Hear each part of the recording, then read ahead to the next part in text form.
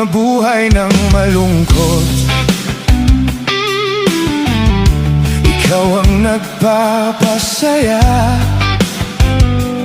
at makakasama hanggang sa pagtanda. Halina tayo'y humiga. Saan kaya